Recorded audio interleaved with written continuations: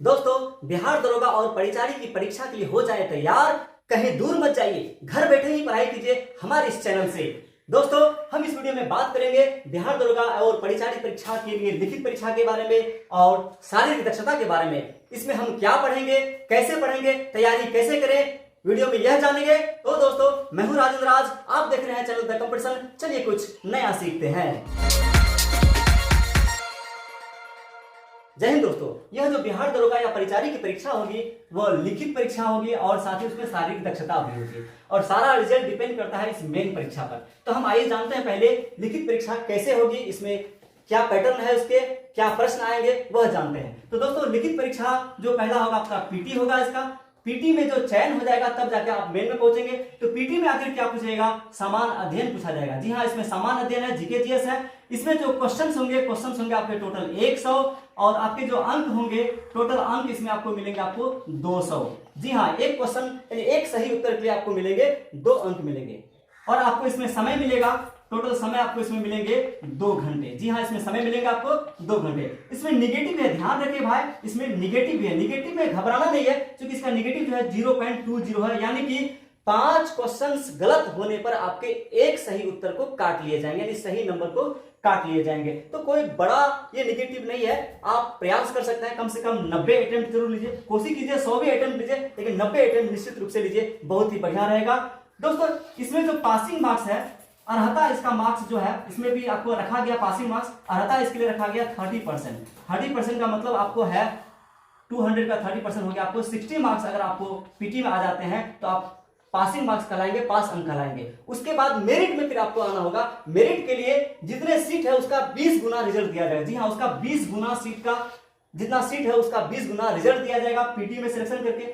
हो सकता है ऐसे भी अभ्यर्थी जो अर्हता अंक नहीं प्राप्त किए हैं और फिर 20 गुना रिजल्ट देने में संख्या कम हो रही है तो कम वाले को भी इसमें लिया जा सकता है। इसमें कोई उतनी बाधाएं नहीं है, ये पूरी तरह से अनिवार्य नहीं है। इसमें जिन विद्यार्थियों का सिलेक्शन हो जाता है 20 गुना रिजल्ट में, उनका मेन एग्जामिनेशन के लिए सिलेक्शन होगा। उसके बाद हम आखिर मेन एग्जाम में क्या पढ़ेंगे उसे गौर से देखेंगे। तो मेन एग्जाम भी हमारा 2 पैटर्न में 2 पेपर में बना हुआ है। पेपर 1 है और आपका पेपर 2 है। पेपर 1 जो आपका है सामान्य हिंदी का है, जिसमें क्वेश्चन होंगे आपको 100 क्वेश्चन। जी हाँ, जनरल हिंदी है, उसके आपको अंक भी मिलेंगे आपको इसमें 200 अंक। और उसके बाद इसमें जो आपका है निगेटिव, इसमें भी आपका है 0.20 आपका है, यानी कि कोई खतरनाक नहीं है। 5 क्वेश्चन गलत होने पर एक सही उत्तर काट लिए जाएंगे। साथ ही इसमें अर्हता अंक भी आपका है। अर्हता अंक जो इसमें है अनिवार्य, अर्हता अंक भी इसका है आपको 30%। यह अनिवार्य है, 30% आप पास करेंगे तभी आपको मेंस का मार्क्स के लिए जोड़ा जाएगा, शारीरिक दक्षता में बुलाया जाएगा। यह अनिवार्य है, इसमें बहुत ही आवश्यक है कि आप 30% मार्क्स लाएं। उसके बाद फिर मेरिट बनेगा तो आप उसमें जाएंगे। और एक बात खास बात, पेपर 1 में सिर्फ पास होना अनिवार्य है, यानी कि 30% मार्क्स लाना अनिवार्य है। इस पेपर का मार्क्स मेरिट में नहीं गिना जाएगा, इसलिए ये सिर्फ पास करने तक पढ़ेंगे इसको। और आप ये सोचते हैं कि 30% कौन सी बड़ी बात है, लेकिन दोस्तों हिंदी अपना सब्जेक्ट होने के बावजूद भी लोग हिंदी में फेल कर जाते हैं। तो हम आज आपको बताएंगे कि हिंदी में आखिर क्या पढ़ेंगे, कैसे पढ़ेंगे, वो बाद में बताएंगे। पूरा सिलेबस हम इसके बाद बताने वाले, पहले पैटर्न और चयन प्रक्रिया समझ लेते हैं हम लोग। दोस्तों, पेपर 2 में आपका क्या है, पेपर 2 में भी आपका है सामान्य अध्ययन। जी हाँ, सामान्य अध्ययन जिसको हम जीके जीएस भी बोलते हैं। सेम पेपर 1 में जो पेपर होगा पेपर 2 में भी वही पेपर होगा। अगर आप पेपर 1 की अच्छी तैयारी कर रहे हैं तो पेपर 2 की भी आप तैयारी अच्छी तरह से कर चुके हैं, घबराना नहीं है। यानी आप जैसे कोई स्टूडेंट बीपीएससी की तैयारी करते हैं या अन्य कॉम्पिटिटिव एग्जामिनेशन की तैयारी करते हैं, उसके लिए समझिए पेपर 1 थोड़ा आसान भी है और पेपर 2 वही है जो पेपर 1 में है। अगर आप पेपर 1 की अच्छी तैयारी करते हैं तो पेपर 2 के लिए आप पूरी तरह से समझिए तैयार है, बस रिवाइज करना है, रिवीजन करते रहना है। तो पेपर 2 में भी आपकी वही बातें हैं। क्वेश्चन नंबर होगा आपका 100, अंक मिलेंगे आपको इसी में टोटल 200। उसके बाद आपका इसमें भी निगेटिव है, आपका निगेटिव इसमें भी आपका है 0.20, यानी कि 5 क्वेश्चन गलत होने पर एक सही उत्तर को काट लिया जाएगा। उसके बाद इसमें भी अर्हता अनिवार्य है। अर्हता आपका कितना होना चाहिए, अर्हता सभी कैटेगरी के लिए अर्हता इसमें अलग अलग है। मैं आपको बता रहा हूं कुछ देर में, सभी कैटेगरी के लिए इसमें अर्हता अलग अलग है। और यही मेन एग्जामिनेशन के मार्क्स से आपको शारीरिक दक्षता के लिए बुलाया जाएगा। इसका जितने सीट है, सीट का 6 गुना रिजल्ट मेन से निकाल करके आपको शारीरिक दक्षता में बुलाया जाएगा, जो कोटिवार होगा। 6 गुना रिजल्ट इसमें दिया जाएगा, सीट का 6 गुना। दोस्तों, शारीरिक दक्षता में अगर आप जब पहुंच जाते हैं तो इसमें सिर्फ क्या होना है, उत्तीर्ण होना अनिवार्य है। उत्तीर्ण होना मतलब जो टाइम पीरियड इसमें सेट है, जितनी आपकी हाइट चाहिए, ऊंचाई चाहिए, दौड़ चाहिए, वो फिक्स है, वो आप पूरा कर लेते हैं तो आप सिर्फ उसमें पास माना जाएगा। यह मेरिट में नहीं गिना जाएगा, मेरिट में सिर्फ इसी को माना जाएगा, लेकिन इसमें भी अर्हता मार्क्स जरूरी है जो मैं आपको कैटेगरी वाइज बताने जा रहा हूं। दोस्तों आइए जान लेते हैं मेंस एग्जामिनेशन के अर्हता मार्क्स यानी कि पासिंग मार्क्स क्या होगा, उसे देख लेते हैं। तो SC ST के लिए जो आपका है पासिंग मार्क्स होना चाहिए 32% इसमें अनिवार्य है। उसके बाद आपका जो EBC है, EBC के लिए जो पासिंग मार्क्स है वो आपका 34% है, 34%। उसके बाद BC आपका है, BC के लिए आपका रखा गया 36.5% मार्क्स रखा गया पासिंग मार्क्स के लिए, और बाकी जनरल जो अनरिजर्व कैटेगरी है उसके लिए 40% मार्क्स रखा गया पासिंग के लिए। और उसके बाद मेरिट में जब आप आते हैं तो आपको शारीरिक दक्षता के लिए बुलाया जाएगा और इसमें 6 गुना रिजल्ट, सीट का 6 गुना रिजल्ट तैयार किया जाएगा शारीरिक दक्षता के लिए, जो उसमें सिर्फ उत्तीर्ण होना अनिवार्य है। आइए अब हम जानते हैं कि मेधा सूची आखिर बनेगा कैसे, उसे हम देख लेते हैं। पहले दोस्तों मैंने आपको बताया कि इसमें जो मेधा सूची तैयार की जाएगी, जो ऊपर अंक लाएंगे, ऊपर वाले अंक लाएंगे उसको सेलेक्ट किया जाएगा और सीट का रिक्तियों का 6 गुना रिजल्ट दिया जाएगा शारीरिक दक्षता के लिए, और जिसके अंक अधिक आएंगे उसको ऊपर से लिया जाएगा। अगर किसी का अंक टाई कर जाए यानी समान अंक हो जाए तो क्या किया जाएगा? समान अंक होने की स्थिति में पहले क्या किया जाएगा कि जन्म तिथि जिसका पहले होगा, जो ज्यादा उम्र वाले अभ्यर्थी हैं उसका सिलेक्शन होगा। ऐसा भी हो सकता है कि दोनों समान होने पर यानी कि अंक भी समान हो जाए और जन्म तिथि भी समान हो जाए, तो इस स्थिति में जो अधिक शैक्षणिक योग्यता वाले हैं उसका सिलेक्शन किया जाएगा, यानी कि जो अधिक डिग्री लिए हुए उसका सिलेक्शन किया जाएगा। और फिर तीसरे नंबर पर है तीनों समान होने पर, अगर तीनों समान हो जाए तो अंग्रेजी वर्णमाला क्रम लागू किया जाएगा, यानी जिसका नाम का पहला अक्षर अंग्रेजी में पहले आता है उसका पहले सिलेक्शन होगा टाई होने की स्थिति में। जैसा कि आप सभी जान चुके हैं कि शारीरिक दक्षता के लिए सिर्फ उत्तीर्ण होना आवश्यक है, इसमें कोई कंपटीशन नहीं कि हम सबसे आगे निकलेंगे दौड़ में तो मेरा सिलेक्शन होगा, ऐसा कुछ नहीं है। टाइम पीरियड है, कितना दौड़ना वो करना हमें है। तो दोस्तों सबसे पहले हम ऊंचाई की बात करते हैं। ऊंचाई आपका जनरल BC के लिए मिनिमम ऊंचाई जो आपका है 165 सेंटीमीटर, EBC SC ST के लिए मिनिमम ऊंचाई आपका 160 सेंटीमीटर, और विमेन कोई भी महिला किसी भी वर्ग की महिला के लिए 155 सेंटीमीटर हाइट है। साथ ही उसका जो वजन होना चाहिए महिलाओं का 48 kg से कम नहीं होना चाहिए, मिनिमम 48 kg उसमें वजन है। सीना जो है सिर्फ पुरुषों के लिए, महिलाओं के लिए नहीं है। सीना की जो माप होगी जनरल BC EBC के लिए 81 सेंटीमीटर होना चाहिए बिना फुलाए हुए, जब वो फुलाएंगे तो 86 सेंटीमीटर होना चाहिए, यानी कि फुलाने के लिए 5 सेंटीमीटर का एक्सपेंशन दिखाना है। ऐसा नहीं कीजिएगा कभी कि पहले ही फुला के दिखा दिए बाद में 5 सेंटीमीटर आपका फुला ही नहीं तो आपका सिलेक्शन नहीं होगा। तो पहले ही नॉर्मली आप दबा के 81 सेंटीमीटर पूरा कीजिए और उसके फुला के आप 86 सेंटीमीटर कीजिए। उसके बाद जो आपका है SC ST है, SC ST के लिए जो आपका बिना फुलाए 79 सेंटीमीटर है और फुला करके आपका है 84 सेंटीमीटर, यानी कि किसी भी हालत में आपको 5 सेंटीमीटर फुलाना है। अगर आप नहीं फुलाते हैं तो आप अयोग्य घोषित किए जाएंगे, और अयोग्य घोषित हो गए तो आपका मेरिट में नहीं आएगा, तो आप अंतिम मेधा सूची में नहीं गिने जाएंगे। दोस्तों अब आपका है तीसरा नंबर पे दौड़ है। दौड़ में क्या है, पुरुष के लिए 1 मील का दौड़ होगा। 1 मील मतलब होता है 1600 मीटर होता है, जो कि दौड़ना है 6 मिनट 30 सेकंड में। पहले था आपको 6 मिनट में, अब समय 30 सेकंड बढ़ा दिया गया है। 1 मील की दौड़ होगी 6 मिनट 30 सेकंड में, बहुत ही बढ़िया है। होता यह था कि पहले जिसका फिजिकल ज्यादा मजबूत होता था उनका सिलेक्शन हो जाता था, मार्क्स कम होता था। अब क्या है कि थोड़ा पढ़ने वाले भी लड़के आ जाए और थोड़ा सा हेल्दी भी लड़के आ जाए, शारीरिक दक्षता वाले भी लड़के आ जाए, इसलिए थोड़ा सा क्या किया, समय को बढ़ाया गया है, इसलिए थोड़ी सी छूट दी गई है ताकि पढ़ाई वाले लड़के इसमें शामिल हो सके। महिला के लिए क्या है, 1 किलोमीटर की दौड़ करनी है, वो भी 6 मिनट में, तो इनका कम समय भी है, साथ ही समय ज्यादा कम नहीं है, लेकिन सबसे बड़ी बात है कि 600 मीटर इसमें कम है, पुरुष से 1 किलोमीटर दौड़ना है 6 मिनट में। आगे हम देखते हैं कुछ और टर्म्स बचे हुए हैं। दोस्तों ऊंची कूद के लिए है, पुरुष के लिए है 4 फीट मिनिमम ऊंचाई आपको कूदना पड़ेगा, और महिला के लिए है 3 फीट मिनिमम ऊंचाई कूदना पड़ेगा। और लंबी कूद में है आपका पुरुष के लिए 12 फीट आपको लंबा कूदना होगा, जितना लंबा चाहिए, और महिला के लिए आपको मिनिमम 9 फीट कूदना होगा। इसे आपको सिर्फ पास करना अनिवार्य है, अगर पास नहीं होते आप मेरिट में, अंतिम मेरिट में नहीं आएंगे। गोला फेंक भी है। गोला पहले मैं आपको दिखाता हूँ, 2 तरह, यहाँ देखिए 2 तरह का गोला है। ये बड़ा गोला है 16 पाउंड का है, जिसे फेंकना है पुरुष के लिए आपको 16 फीट फेंकना है, 16 पाउंड का गोला है। ये बड़ा वाला गोला देख रहे हैं आप, 16 पाउंड का है, 16 फीट फेंकना है। उसके बाद देखिए ये महिला के लिए गोला है, 12 पाउंड का गोला है। ये 12 पाउंड का गोला महिला को फेंकना है, 10 फीट तक मिनिमम फेंकना है। ये गोला आप देख सकते हैं महिला के लिए है, आप इसे बाजार से खरीद लें और प्रैक्टिस भी करें। दोस्तों आप चयन प्रक्रिया तो समझ ही गए होंगे। अब हम बात कर रहे हैं इसके सिलेबस क्या होगा, क्या पढ़ें, कैसे पढ़ें, वो हम जानेंगे ताकि हम रिजल्ट को निकाल सकें, रिजल्ट को प्राप्त कर सकें और हम दारोगा बन सकें। तो दोस्तों इसका जो 2 पार्ट में आपका सिलेबस है, एक आपका समान अध्ययन है जो पीटी और मेंस के लिए दोनों के लिए सेम ही रहेगा। सामान्य अध्ययन है। सामान्य अध्ययन के बारे में लोग समझ लेते हैं अक्सर कि सिर्फ जीके होगा जो लुसेंट में होता है, लेकिन ऐसा नहीं है दोस्तों। जीके का मतलब होता है सभी चीजें जो आप मैट्रिक लेवल पे पढ़ते हैं, वो मैथ भी होगा, इसमें रीजनिंग भी होगा, आपको हिस्ट्री भी होगा, आपको ज्योग्राफी होगा, साइंस भी होगा, सब तरह के सब्जेक्ट होंगे इसमें। और हिंदी के बारे में बाद में बात करेंगे, उसका भी सिलेबस बताएंगे आपको। सबसे पहले हम इसे जान लेते हैं कि इसको कैसे पढ़ें। तो सबसे पहले आप लोग आदत डालिए कि 8 घंटे कम से कम पढ़ें, और उसके बाद मॉर्निंग में पढ़ने का प्रयास कीजिए आप लोग। मॉर्निंग में, क्योंकि लोगों की आदत होती है क्या कि लेट नाइट वो पढ़ते हैं और उसके बाद लेट तक सोते हैं और लेट से उठते हैं, तो मेमोरी थोड़ा सा कमजोर होता है। तो मेरा विचार है कि आप सभी मॉर्निंग में उठकर पढ़ना शुरू कर दें, और प्रैक्टिस सेट उस समय में बनाए जब आपको आलस लगता है, जैसे कि 2 बजे 3 बजे खाने के बाद, आराम करने के बाद थोड़ा, तब प्रैक्टिस सेट बनाए तो ज्यादा अच्छा होगा। इसके लिए प्रैक्टिस सेट बनाना बहुत जरूरी है। प्रैक्टिस सेट इसलिए बनाना जरूरी है क्योंकि प्रीवियस ईयर का क्वेश्चन बहुत रिपीट करता है बिहार दरोगा परीक्षा में, इसलिए प्रीवियस ईयर का क्वेश्चन ज्यादा बनाएं। मॉडल सेट से ज्यादा अच्छा रहेगा कि आप प्रीवियस ईयर का क्वेश्चन पूछे। जैसे 2019 में परीक्षा हुई थी, 2018 में भी परीक्षा हुई थी, ये परीक्षा नए पैटर्न के है, इसके आधारित जो भी प्रश्न होंगे या पुराने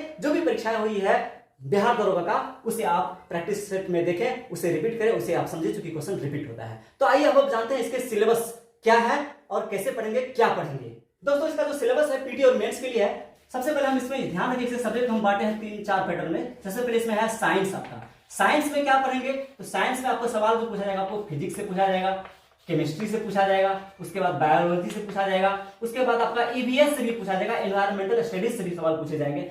तो आप कुछ नहीं करेंगे, इसके लिए आप लुसेंट की किताब बहुत ही परफेक्ट है, उसे आप पढ़ लें अच्छी तरह से। लुसेंट सिर्फ लुसेंट नहीं, लुसेंट का ऑब्जेक्टिव बुक भी आती है, उसे आप पढ़ लें तो ज्यादा बेहतर रहेगा। उसके बाद आप क्या करेंगे, आप 6 से लेकर के 10 तक की साइंस बुक आप निश्चित पढ़ें। 6 से लेकर 10 टेक्स्ट बुक को आप पढ़ लें। 6 से 10 तक की क्लास बुक का आप निश्चित रूप से पढ़ें, तो सफलता मिलने में कोई देरी नहीं होगी। अब हम दूसरे नंबर पर चलते हैं। दूसरे नंबर पर आपका आर्ट्स है। आर्ट्स में कौन कौन से पेपर होंगे मैं बताता हूं आपको। यहां मैं लिख रहा हूं सिविक्स है। पहला पेपर आपका सिविक्स, जिसको हम नागरिक शास्त्र कहेंगे। जी हाँ, नागरिक शास्त्र, पॉलिटिकल की बात नहीं कर रहा हूं, वहां पर सिविक्स की बात है। आपको रहन सहन से भी सवाल पूछे जाएंगे, सामाजिक से भी सवाल पूछे जाएंगे इसमें।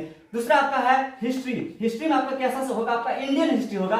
इंडियन हिस्ट्री, आई हिस्ट्री में लिखता हूं, इंडियन हिस्ट्री से जुड़े हुए सवाल पूछेंगे। इंडियन हिस्ट्री में खास क्या करें आप लोग, एंशिएंट पढ़ लें। एंशिएंट से ज्यादा बेहतर है आपको स्वतंत्रता आंदोलन के बारे में पढ़ लें। स्वतंत्रता आंदोलन पढ़ना बहुत जरूरी है, इससे ज्यादा सवाल आते हैं परीक्षा में। स्वतंत्रता आंदोलन से सवाल ज्यादा होते हैं किसी भी परीक्षा में, वो जरूर पढ़ लें। बाकी हिस्ट्री तो पूरा पढ़ना ही चाहिए, चाहे मिडावल ही क्यों ना हो, लेकिन स्वतंत्रता आंदोलन के ज्यादा सवाल होंगे, आप इसे गौर से पढ़ेंगे। उसके बाद आपका तीसरा में आपका है इंडियन जियोग्राफी। इंडियन ज्योग्राफी होगा आपका। इंडियन ज्योग्राफी में आप कैसे पढ़ेंगे, इसको गौर करेंगे। इसमें बहुत सारी किताबें आती है, लुसेंट भी परफेक्ट इसके लिए है। तो आप क्या करेंगे, मैप भी इसमें पढ़ेंगे। मैप ले लेंगे आप, ऑक्सफोर्ड एटलस जो होता है, ऑक्सफोर्ड मैप जो होता है, उसे आप पढ़ लेंगे अच्छी तरह से। तो इसके लिए आपको लुसेंट बुक अच्छी तरह से पढ़ें, बहुत अच्छी बुक है इसके लिए। और साथ ही 6 to 10 क्लास की जो बुक है उसे पढ़ लें। लुसेंट का ऑब्जेक्टिव भी पढ़ लें, इसमें लुसेंट का ऑब्जेक्टिव भी ध्यान रखें, वो भी जरूरी है पढ़ने के लिए आपको। तीसरे टाइप का सिलेबस जो आपका है वो करंट अफेयर्स पर आधारित होगा। जी हाँ, समसामयिकी। अब इसके लिए क्या करें कि घटना चक्र भी समसामयिकी पढ़ सकते हैं, प्रतियोगिता दर्पण से भी समसामयिकी पढ़ सकते हैं, या फिर नेट पर आप जाते हैं तो पीआईबी, भारत सरकार का वेबसाइट है, पीआईबी से आप पढ़ सकते हैं। और फिर आप जीके टुडेस भी आप करंट इवेंट्स पढ़ सकते हैं, तो बहुत ही बेहतर होगा। इससे भी आपको 25 से लेकर के 30 सवाल परीक्षा में पूछते हैं, जो बहुत इंपॉर्टेंट सेक्शन है, इसे पढ़ें, बहुत ही अच्छा। और इसमें कंपटीशन भी ज्यादा हाई लेवल का होता है, क्योंकि बहुत लोग इसे पढ़ नहीं पाते, किसी का छूट जाता है, तो कंपटीशन लेवल भी इसमें ज्यादा हाई है। इसे अच्छी तरह से पढ़े तो आपका रिजल्ट में चांस बनता है। दोस्तों सिलेबस का चौथा सेक्शन है मैथमेटिक्स। मैथमेटिक्स यानी गणित, जिसमें आपको नंबर सिस्टम होगा, संख्या पद्धति, जिसमें आपको एचसीएफ एलसीएम से जुड़े सवाल होंगे, से जुड़े सवाल होंगे, यानी सरलीकरण, एवरेज यानी औसत, एज उम्र से संबंधित प्रश्न होंगे, परसेंटेज प्रतिशतता, ये इंपॉर्टेंट सेक्शन है, इससे सवाल पूछेंगे। उसके प्रॉफिट एंड लॉस से भी सवाल पूछेंगे, ये भी बहुत इंपॉर्टेंट सेक्शन है। एवरेज भी आपका इंपॉर्टेंट सेक्शन है। उसके बाद आपका रेशियो एंड प्रोपोर्शन, अनुपात और समानुपात है। टाइम एंड वर्क भी सवाल बहुत इंपॉर्टेंट सेक्शन है, ये भी टाइम एंड वर्क से सवाल हो सकते हैं। टाइम एंड डिस्टेंस से सवाल होगा आपका, ट्रेन से भी सवाल होगा, ट्रेन से जुड़ा हुआ सवाल, ट्रेन। उसके बाद फिर आपका एसआई और सीआई है, यानी सिंपल इंटरेस्ट और कंपाउंड इंटरेस्ट है। एरिया एंड वॉल्यूम से भी इंपॉर्टेंट सेक्शन है, एरिया और वॉल्यूम से भी, क्षेत्रफल और आयतन से जुड़े सवाल होंगे। अलजेब्रा भी बहुत आपका इंपॉर्टेंट है, जिसमें क्वाड्रेटिक इक्वेशन से जुड़े सवाल हो सकते हैं। उसके बाद फिर आपका जियोमेट्री है, जिसमें कि आपको ट्रायंगल हो गया, सर्कल हो गया, क्वाड्रिलेटरल हो गया, यानी कि त्रिभुज, चतुर्भुज और आयत। उसके बाद फिर वृत्त से जुड़े सवाल इसमें पूछे जा सकते हैं। तो इसके लिए बेहतर किताब होगी आपको आर.एस. अग्रवाल की जो मैथ आती है, नवीन अंकगणित, आर.एस. अग्रवाल की नवीन अंकगणित की नाम किताब आती है, उसे आप पढ़ ले तो ज्यादा अच्छा रहेगा। नवीन अंकगणित बहुत ही इंपॉर्टेंट बुक है। भले इसमें डिस्क्रिप्टिव सॉल्यूशन होता है, इसमें ट्रिक्स नहीं होता है, लेकिन ट्रिक्स के लिए आप अलग बुक का सहयोग ले लें तो ज्यादा अच्छा रहेगा। लेकिन इसके जो क्वेश्चंस बहुत इंपॉर्टेंट होता है, हूबहू सेम क्वेश्चंस परीक्षा में आने की संभावना होती है। दोस्तों सिलेबस का 5वां सेक्शन में है रीजनिंग, मानसिक योग्यता परीक्षा। जिसमें कि कोडिंग डिकोडिंग आपका जो चैप्टर है वो पढ़ लेंगे, ज्यादा अच्छा रहेगा। उसके बाद आपका जो है इसमें क्लासिफिकेशन रहेगा, क्लासिफिकेशन वर्गीकरण जो होगा। उसका ब्लड रिलेशन जो रक्त संबंध होता है वो रीजनिंग बेस्ड आप पढ़ लें। इसमें सिलोगिज्म है, सिलोगिज्म में क्या होता है, जैसे सभी आम फल है, सभी फल किताब है, सभी किताब अमरूद है, इस तरह के सवाल जो होता है वो होगा आपका। उसके बाद फिर आपका स्टेटमेंट बेस्ड जो सवाल होते हैं, जो भी कथन और निष्कर्ष, कथन और कार्यवाही से आधारित जो भी सवाल होते हैं वो जुड़े होंगे। ये भी बहुत इंपॉर्टेंट सेक्शन, ये भी इंपॉर्टेंट सेक्शन आपका है। उसका डैश एंड क्यूब से जुड़े हुए सवाल, घन और पासा से जुड़े हुए सवाल होंगे इसमें।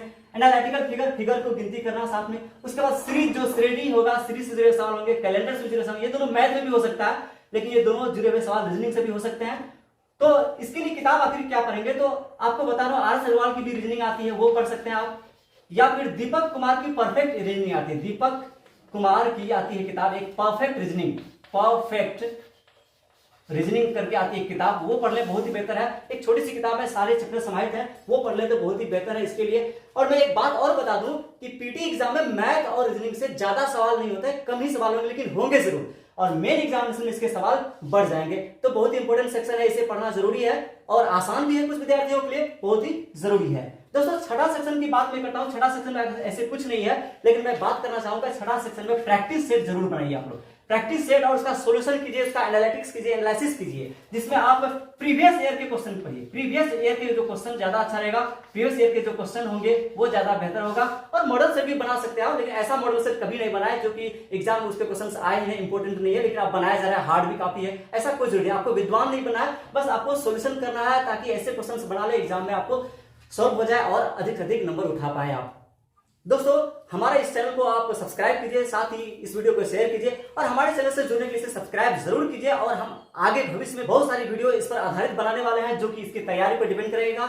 घर बैठे तैयारी कैसे करेंगे हम बताने वाले हैं, साथ ही घर बैठे आपको मटेरियल प्रोवाइड करेंगे, तो हमारे चैनल से जरूर जुड़ जाए। साथ ही अब हम बताने वाले हैं आपको हिंदी के लिए क्या पढ़ेंगे, जो मेंस एग्जामिनेशन के लिए है, आप इसे जरूर देख लें तो ज्यादा अच्छा रहेगा। दोस्तों दरोगा परीक्षा से रिलेटेड सारे वीडियो देखने के लिए हमारे चैनल से जुड़ जाइए, और फिर आप नए नए वीडियो टॉपिक वाइज जरूर देखें। दोस्तों आइए हम बात करते हैं सिलेबस में मेंस में जो पेपर 1 में हिंदी सब्जेक्ट होगा, उसके क्या क्या चैप्टर्स होंगे उसे देखते हैं। तो पहले होगा आपका वर्ण है, शब्द है, वाक्य है, उसके प्रकार भी होगा, शब्द के प्रकार भी होगा, वर्ण के प्रकार भी होगा, संज्ञा होगा उसके प्रकार भी होगा, सर्वनाम होगा उसके प्रकार भी होगा, विशेषण है उसके प्रकार भी होगा, क्रिया है और उसका प्रकार भी पढ़ना है, क्रिया विशेषण भी पढ़ना, उसका प्रकार भी पढ़ना, उपसर्ग और प्रत्यय पढ़ना है। इसे क्या है अच्छी तरह से समझना है।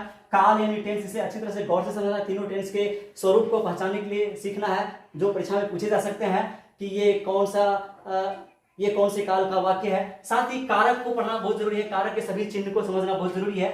वाच्य जो वॉइस होते हैं हिंदी में, चूंकि हिंदी में 3 प्रकार के वाच्य होते हैं, उसे जानना बहुत जरूरी है, उसकी पहचान करना बहुत जरूरी है, क्योंकि परीक्षा में पूछा जा सकता है वो किस तरह का वाच्य है। संधि समास को जानना बहुत जरूरी है, संधि क्या है इसे समझना है, और ये आसान भी है थोड़ा सा, और समास थोड़ा सा कठिन है, विग्रह करके इसे तोड़ना है कि कौन से समास में कौन से शब्द आते हैं वो जानना है। पर्यायवाची है, समान अर्थ वाले शब्द जो होते हैं, समानार्थी शब्द वो पूछे जा सकते हैं। विलोम शब्द भी पूछेंगे, उल्टा मीनिंग वाले मुहावरे भी पूछे जा सकते हैं। उसका वर्तनी है, यानी शुद्ध अक्षर पहचानना, शुद्ध लिखावट कैसी होगी, उसकी लिखावट वर्तनी कैसी होगी, वो शुद्ध अशुद्ध वाक्य भी हो सकता है, शब्द भी हो सकता है। गलत चुना है, सेंटेंस एक दिया रहेगा, किस पार्ट में टुकड़े किए रहे, जैसे कि एसएससी में अंग्रेजी में पूछता है, टुकड़े किया रहेगा सेक्शन सेंटेंस का, उसके गलत पार्ट को चुनना है। फिर गद्यांश भी रहेगा, एक पैसेज दिया रहेगा, उसको पढ़ के उत्तर देना है। और ये सभी अगर आप पढ़ना चाहते हैं उसके लिए अच्छी किताब है सरल हिंदी व्याकरण रचना, एक पतली सी किताब है, बहुत ज्यादा दाम भी नहीं है। इसके राइटर है वसुदेव नंदन प्रसाद, हम लोग मैट्रिक में पढ़ा करते थे, बहुत ही अच्छी किताब है। और अगर आप ये पढ़ लेते हैं तो उसके बाद आप अगर शब्द का कलेक्शन चाहते हैं, वैरायटी ऑफ क्वेश्चंस देखना चाहते हैं इसके परीक्षा में जो पूछे जाते हैं, तो आर एस अग्रवाल की ही एक अच्छी किताब आती है, वो नाम आपका है, हिंदी नाम से है, समान हिंदी नाम से है। आर एस अग्रवाल की किताब खरीद ले मार्केट से, कंपटीशन लेवल का होता है, जो बहुत ही आपको सहायक मौजूद होगा। साथ ही हम इस पर आधारित वीडियोस बनाने वाले हैं, आप हमारे चैनल से जुड़ जाइए। बहुत बहुत धन्यवाद हमारे वीडियो पर बने रहने के लिए, और हमारे चैनल को सब्सक्राइब कीजिए, इसे लाइक कीजिए, शेयर कीजिए।